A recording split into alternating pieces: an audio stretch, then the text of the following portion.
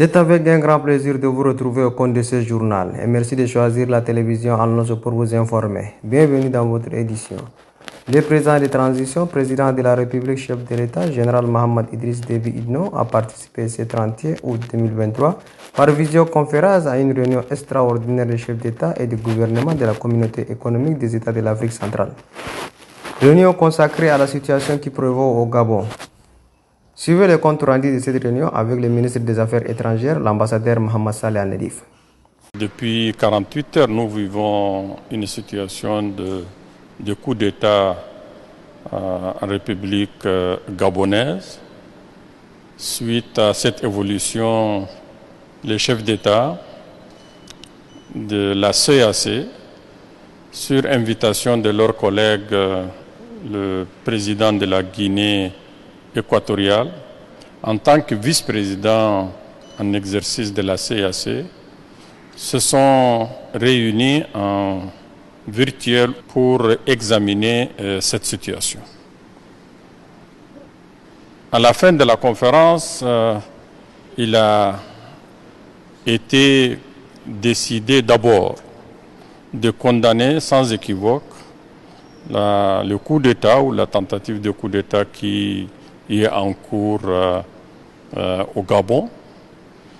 Deuxièmement, ils ont interpellé les militaires pour surtout garantir la sécurité physique du président Ali Bongo et sa famille. Ils ont exhorté la classe politique gabonaise à privilégier le dialogue pour un retour rapide à l'ordre constitutionnel.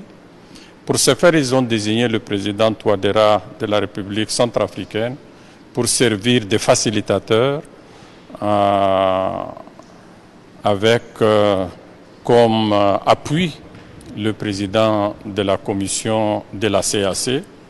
Mais compte tenu de la gravité de la situation, ils ont décidé également de tenir très rapidement un sommet en présentiel qui va avoir lieu en Guinée équatoriale le lundi 4 septembre 2023. Le ministre congolais du Tourisme, Didier Mazenga Mukanzu, envoyé spécial de son président Félix Antoine Tshisekedi, était face aux journalistes ce 31 août 2023 à N'Djamena. Ils ont échangé sur la question du processus de transition en cours au Tchad.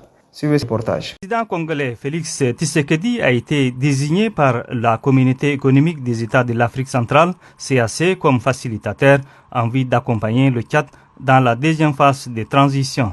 À travers cette désignation, ses pairs placent leur confiance en lui et souhaitent une transition consensuelle et apaisée au Tchad. Très attentif à la situation politique du Tchad, le facilitateur a dépêché un envoyé spécial, notamment le ministre du Tourisme de la République démocratique du Congo, Didier Mazenga, ici à N'Djamena. Celui-ci est venu s'entretenir avec la presse sur la mission assignée à Félix Tshisekedi et le rôle qu'il doit jouer en tant que facilitateur. S'agissant du processus de transition, le conférencier affirme que cette deuxième phase de transition se déroule dans de bonnes conditions. Il demande l'adhésion de tout le monde pour le retour à l'ordre constitutionnel. Pour l'envoyé spécial du président congolais, il appartient aux Tchadiens de tracer le chemin à suivre. C'est important que le processus mis en place puisse fédérer toutes les couches, s'il vous plaît. Quand je parle des couches, c'est-à-dire que toute la population et que la population puisse s'en approprier le processus mis en place pour qu'il y ait des élections crédibles au Tchad.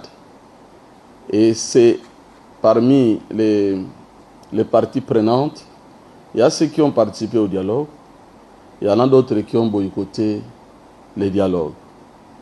La mission du facilitateur, de parler avec toutes les parties. Le conférencier souligne que tous les acteurs politiques ont été écoutés et leurs revendications sont prises en compte. Les recommandations du facilitateur ont été acceptées et exécutées par les concernés, c'est-à-dire le gouvernement. Notamment, quelques personnes arrêtées ont été libérées, les autres ils étaient jugés, ainsi que les partis politiques suspendus de fonctionner, les mesures étaient levées. Lors de son arrivée à Djamena le 18 juillet dernier, le facilitateur Félix Tshisekedi a rencontré les acteurs politiques, la société civile et la confession religieuse. Selon l'envoyé spécial, la rencontre entre le facilitateur et les acteurs a permis au président congolais de reformuler les recommandations ainsi que la feuille de route. Ce document prend en compte la vie politique de la nation tchadienne, a été soumis au gouvernement pour les dispositions à prendre.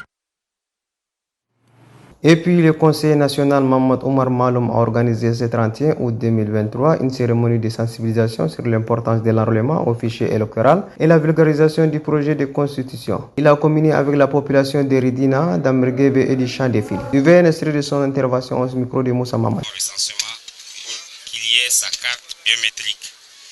Et comment l'obtenir? La carte biométrique s'obtient pour ceux qui n'avaient pas l'âge au moment passé. Ils peuvent aller aujourd'hui, s'ils ont 18 ans et plus révolus, ils peuvent aller dans les bureaux de recensement se procurer de ces cartes. Et la carte s'obtient sur le champ. On les filme avec tous les renseignements qu'il a. Donc, il a sa carte aussitôt. Pour ceux qui avaient déjà la carte dans le précédent, ils peuvent aller dans les bureaux de vote, dans les bureaux de vote, dans les bureaux de recensement pour voir la liste affichée et se procurer de leur carte au moment de distribution. Et en plus, le moment viendra à partir du le 17 décembre 2023, c'est la date fixée pour le référendum.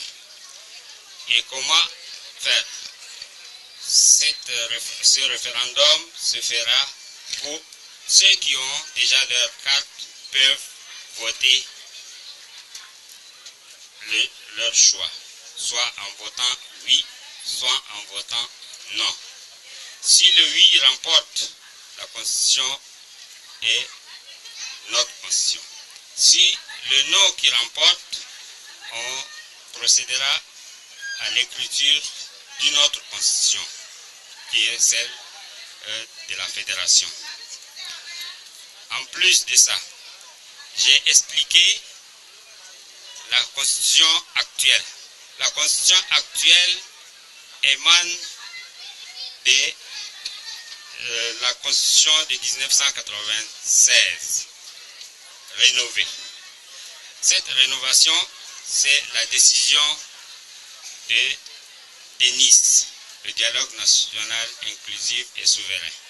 C'était le Nice qui a, dans ses résolutions, avait pris cette Constitution, et la Constitution a été écrite, le projet a été écrit et présenté au niveau du Conseil des ministres et ensuite renvoyé au Conseil national de transition qui, à son tour, avait adopté avec une commission spéciale qui a travaillé quelques jours d'arrache-pied et présenté aux conseillers et que nous avons voté au niveau de la plénière. Et sur ce se referme cette édition. Merci de l'avoir suivi. À demain, Inch'Allah.